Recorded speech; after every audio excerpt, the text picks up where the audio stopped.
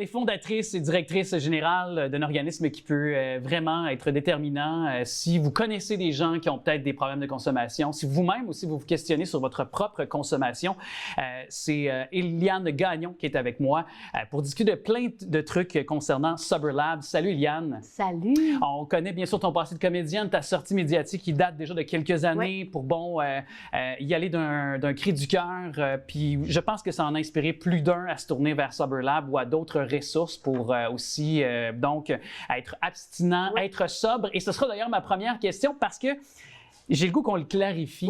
Parce qu'il y a comme des étapes qui vont l'une avec l'autre quand on parle d'abstinence et de sobriété. Là. Absolument. Dans le fond, pour les personnes qui ont un problème de dépendance comme moi, souvent le cheminement commence avec l'abstinence. Tu commences par arrêter de boire pour voir que tu étais peut-être un peu fou quand tu consommais.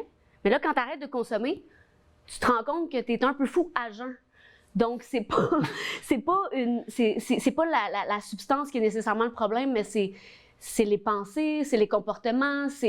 Donc, l'abstinence, c'est une chose, la sobriété émotive, c'en est une autre. On apprend à vivre nos émotions à jeun. Donc, il faut que tu fasses un cheminement pour savoir pourquoi, finalement, tu allais consommer. Exactement. Pourquoi tu as besoin de t'engourdir? C'est exactement, la distinction est super importante parce que tout le monde est capable d'être abstinent, je veux dire, mais d'être bien à jeun, là, c'est une autre paire de manches. Ouais. Donc, pour toi, c'est un travail de tous les jours, même si tu es sobre maintenant. Même là, je sais pas si je suis sobre parce que je compulse dans plein d'autres affaires, genre les projets, la créativité. J'ai fait des transferts, mais un peu plus positifs, on va dire. Ouais. Mais quand même, il faut faire attention. Oui. C'est ça. C'est ça, c'est un travail de tous les instants, comme on disait. Exact. Mais en même temps, quand tu parles de projet, donc fonder et être la directrice générale de Sober Lab, il y a une programmation Une programmation en virtuel puis en présentiel. Dans le fond, on a un nouveau lieu qui s'appelle la station Sober Lab à Sainte-Adèle. C'est un lieu d'hébergement intermédiaire pour des personnes qui veulent maintenir leur sobriété après les épreuves de la dépendance, ou encore pour ceux qui voudraient découvrir ce mode de vie-là pour des séjours en court terme aussi. OK. Donc, c'est adapté, quoi? Puis les activités sont modelées selon la réalité, évidemment, des gens qui vivent avec un problème de dépendance. Exactement. Par contre, on a des activités en virtuel. On appelle ça les cœurs de Sober Lab, à tous les lundis soirs à 20h. C'est accessible facilement sur le net, soberlab.ca. OK. Puis ce contenu-là est rattrapable, dans le sens que si jamais on le manque une journée donnée, donc c'est enregistré sur le web finalement. Ça dépend des personnes. Des fois, il y a des gens qui ne veulent pas enregistrer, mais comme là, lundi, c'est David Goudreau. Le 3 juin, là. Le 3 juin, oui, lundi le 3 juin. Puis on a plein de beaux invités au cours de l'année, puis plein de contenus rattrapables dans un groupe privé. Aussi, d'ailleurs, David Goudreau qui a été travailleur social très longtemps, puis je veux dire, connaît la réalité terrain. Absolument. Il est aussi en rétablissement. Aussi, oui, effectivement, puis connaît ceux qui vivent avec les dépendances, les a aidés, les a appuyés, puis il en fait dans sa mission artistique aussi, un de ses fers de lance par la santé mentale très souvent, qui vient, on le parlait, là, donc ça vient émotivement, santé mentale, avec consommation. Exact. Souvent, tu as un trouble de santé, tu développes un trouble de santé mentale parce que tu as consommé, ou tu avais un trouble de santé mentale puis tu as consommé pour atténuer ce trouble de santé mentale. Fait que finalement, la poule, là, on ne sait pas, mais... Est-ce qu'il y a aussi... puis j'en parlais avec ma conjointe récemment, puis on parlait de consommation féminine, peut-être plus ciblée, puis moi, je trouvais que chez les femmes, entre autres, je sais pas, on dirait qu'on y va de plus en plus vers les mocktails, on y va de plus en plus vers aussi, même les drinks alcoolisés, vers l'image de moins de calories. Oui, c'est vrai. Puis en même temps, c'est comme pour nous déculpabiliser de consommer de l'alcool parce qu'il y a moins de calories. Puis on sait que souvent l'image féminine, c'est très fort, les calories, le poids, la prise de poight.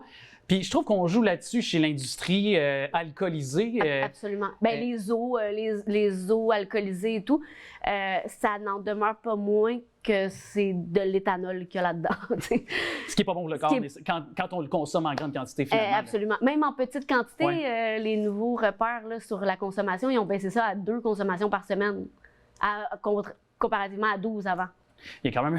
on parle d'un écart quand même. On n'est pas loin de l'abstinence quand tu y penses. Aussi. Sober Lab, je sais que ça a été dans bien des cas, ça a été bien des gens aussi. Quand même, oui. Vous les aidez. Est-ce que tu as des gens justement qui te reviennent? Tu sais, toi, d'avoir fait premièrement cette sortie-là médiatique, il y a eu des retombées, des gens qui t'ont écrit. Puis Sober Lab, ça a été l'étape suivante. Puis est-ce que depuis ce temps-là, justement, tu vois une rétroaction double parce que tu es au quotidien au contact avec ces gens-là qui viennent voir les programmes, qui viennent... Bien, c'est intéressant comme, évidemment, j'ai écrit un livre, Carnet de fuite, j'ai écrit la sobriété, j'ai fait des conférences, j'ai été très, très, très sur le terrain. Là, je suis quand même sur le terrain à l'auberge, mais mon souhait, c'est de continuer de créer du contenu inspirant à la sobriété. Puis, avec ce contenu-là, ce qui est le fun, c'est que les gens, après ça, peuvent venir atterrir chez nous, profiter de nos services, puis vivre un moment de connexion humaine. Tu sais, moi, je pense qu'on guérit en connectant avec les... On ne peut pas guérir de la dépendance, mais on atténue les symptômes de cette maladie-là en connectant avec d'autres êtres humains qui vivent la même chose que nous. Puis c'était ça mon souhait, de connecter, de créer une communauté bienveillante. Puis on a des tonnes de projets à la station, dont la création d'un studio. De création pour les artistes? Ouais, est-ce que ça pourrait être ça? Oui, pour les artistes. Je te cacherai pas qu'il y a beaucoup d'artistes qui se relèvent de dépendance. On a beaucoup de gens qui ont énormément de talent puis de potentiel caché, enfoui, perdu, puis que là, ça émerge. Fait qu'on veut avoir des projets motivants, stimulants, rassembleurs. C'est un peu ça l'idée, dans le fond, du Sober Lab, c'est un laboratoire, tu sais. Aussi. Ben, moi, j'adore l'esprit du projet derrière.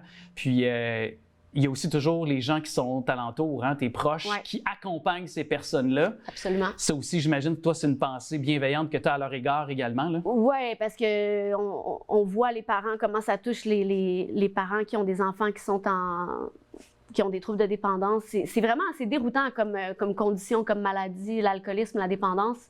Quand on comprend pas, on pense juste comme il y a pas de volonté, comment ça qu'il n'est pas capable d'arrêter?